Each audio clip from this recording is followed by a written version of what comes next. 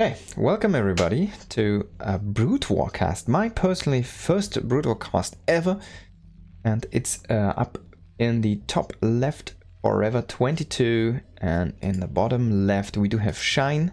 This is a ladder map or a ladder match, and I have no clue what's gonna be happening, and I'm actually not as knowledgeable about the maps as well, so I'm kind of happy to, learn through the process of casting this. And yeah, let's see what's gonna happen here. Kind of very excited here. So this is a ZVT, of course. Shine. A lot of people know him from ASL and I think he played in the very old Casper days and the team leagues, and he was playing a lot of StarCraft 2. He did do tons of observing as well. He's a professional observer, or was a professional observer. I'm not sure what he's doing these days. I mean, he's still playing actively StarCraft Broodwar, of course, and is qualifying for ASL, so he's kind of pro gaming, of course, there. But I'm not sure if he's if he's still doing some observing on the side as well or not. So for the Terran, it's going to be a depot into barracks with a wall off at the natural here.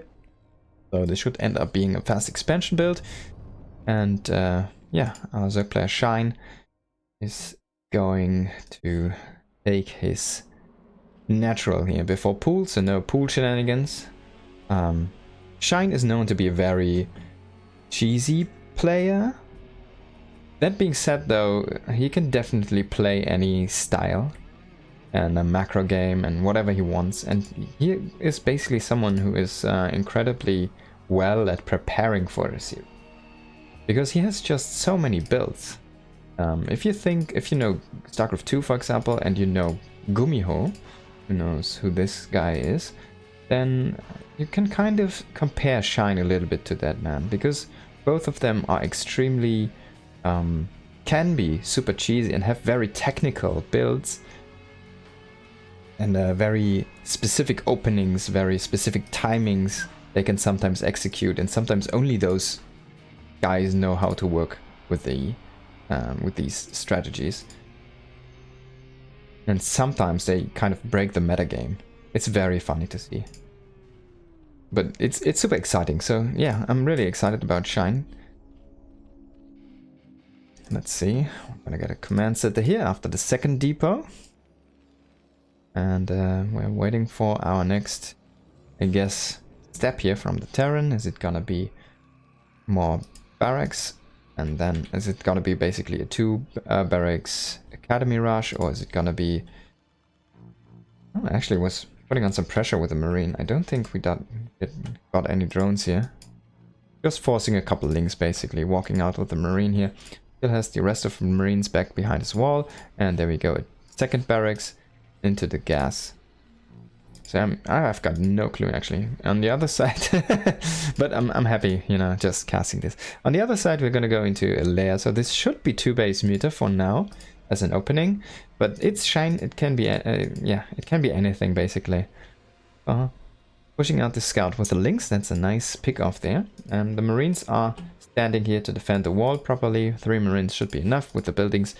Second barracks is almost done, and there is the academy. So it's going to be a 2 ranks academy push here, first and foremost, and then we're going to see what transition Forever 22 is going to make. And there, Shine. You see, if I cancel this, I see the vision from Shine. So he knows basically everything. He doesn't confirm that's a 2 ranks academy, but he knows the timing. He knows the depots well before the command center and such. He should kind of know what's coming. And there we go. Drone coming out for the 3rd base. We're going to see if it's going to be a natural or a main base, actually. As this is a 4-player map and seems to be the natural. So Shine is saying, if I can defend this 3rd base here at the natural, I'm going to get a 4th for free, basically. Just up the high ground.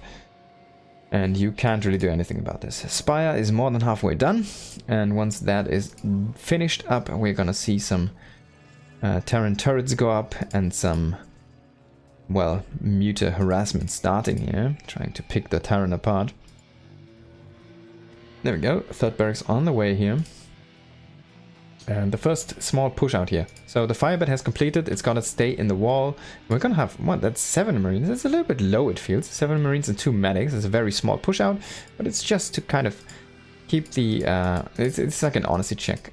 So you just force these 2 sunken colonies or those creep colonies to morph into sunkens. And there we go. Already walking back again here. Oh, the Lynx did try to run in during this time. Completely got picked off by the Marine and the firebed there in the wall. So no additional information here for Shine, unfortunately. But he should know what he's up against right now. It's going to be a 2 Rex Academy Rush, which of course is already completed. The turrets are going to come up. First Mutalisks are on their way. It's going to be 4 Mutas here, first and foremost. We're going to start to shoot at these SCVs. Oh, it's actually hitting before the turrets are finishing. This is a little bit painful because, as you can see, 4 Mutas already do 2-shot SCVs. I think you need, I want to say 6 Mutalisks. Villainous SCV. I'm not 100% sure. It might be 6 Mutas with +1. Gonna see though, we do have 6 Mutas now.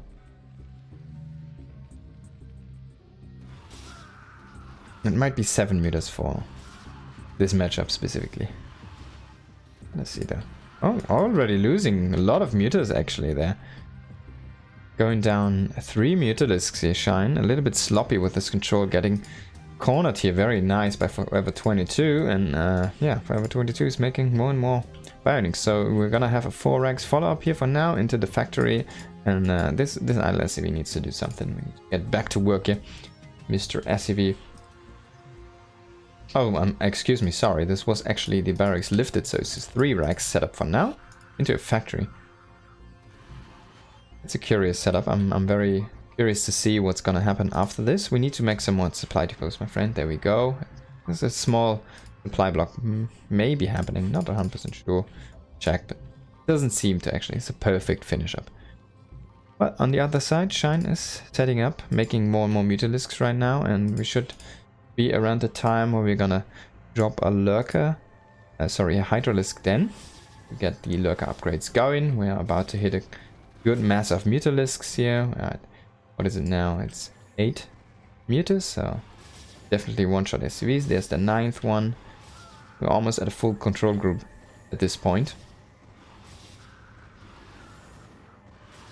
And he's been dealing tons of damage. Okay, so now you need to defend this space. There's no creep colonies up yet. This is a mistake here. By Shine, he definitely needed those drones to already morph into creep colonies.